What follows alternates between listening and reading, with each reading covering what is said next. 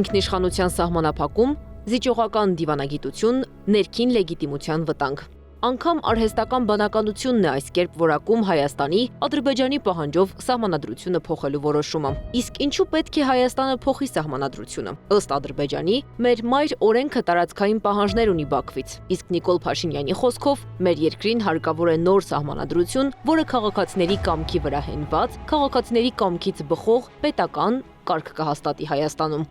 Նոր սահմանադրությունը ըստ այդմ պետք է ստեղծվի ոչ թե կոնկրետ անձի, անձանց քաղաքական ուժի կամ խմբի ճաշակով ու հագով, ոչ թե որևէ իշխանության վերարտադրությունն ապահովելու նպատակ պետք է ունենա, այլ ժողովրդի իշխանությունն ամրացնելու, ժողովրդի կամքից բխող պետական կարգ ունենալու եւ պետություն ունենալու քաղաքացիների կամքն արտահայտելու ռազմավարական հարցը պետք է լուծի։ Այս պնդումը, որը 5 տարի առաջ էր արել Փաշինյանը, մի քանի անգամ փոխվել է։ Հիմա էլ սահմանադրությունն ուզում են փոխել Ալիևի պահանջները բավարարելու համար։ Այս իշխանությունները, որ ասում են, դե պետք է փոխեն, դա գիտեք, ներսի լսարանի դիմաց ամոթխած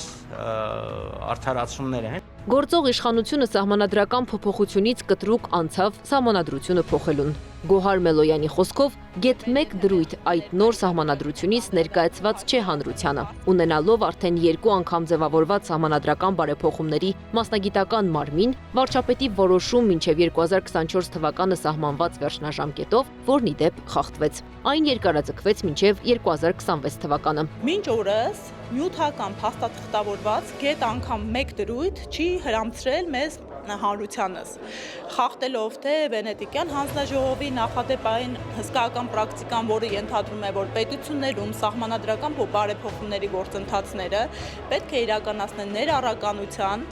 թափանցիկության, հանրային մասնակցելիության սկզբունքների հիման վրա։ Մելոյանի խոսքով Հայաստանի պատմության ընթացքում այսպես, այսինքն փակ ձևաչափով անցկացվող սահմանադրական բարեփոխումներ, սահմանադրություն փոխելու ընթացք չի եղել։ Ադրբեջանը հստակ ասում է, պետք է փոխել անկախության հռչակագրի հատվածը։ Սրբուհի Գալյանի խոսքով քննարկվում է հանել այդ հատվածը, թե ոչ։ Մենք քննարկում ենք ամբողջությամբ նոր սահմանադրություն գրելու հարցը եւ մշակում ենք տեքստ, իհարկե բոլոր հարցերի հետ կապված պետք է ունենան քննարկումներ հասկանալու համար, թե ինչն ենք փոխում։ Այլակերպ չենք փոխի որևէ բան։ Ընդդիմադիր պատգամավորների խոսքով Փաշինյանը սկզբում հայտարարում էր, նախաբանը չի փոխվելու։ Հետո ասել է, կարծում եմ պետք է փոխվի։ Սա գնահատում են Ադրբեջանի շահերը սպասարկող քայլ, որը կապ չունի ժողովրդավարական բարեփոխումների հետ։ Նույն հնարքն է ինչպես արվեց Արցախի պարագայում, ինչպես արվեց առհասարակ սահմանադրական փոփոխությունների հետ կապված, նույն հնարքն է։ Փաշինյանը խոսել է համաժողովրդական հանրաքվեի անհրաժեշտությունից։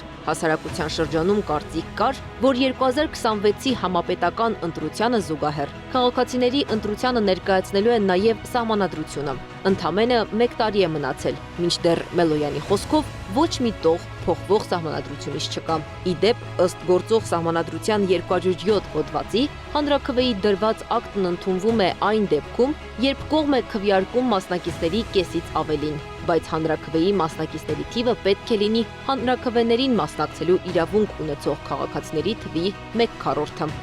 Անիա Բաղյան, Գառնիկ Նահապետյան, ABC Media։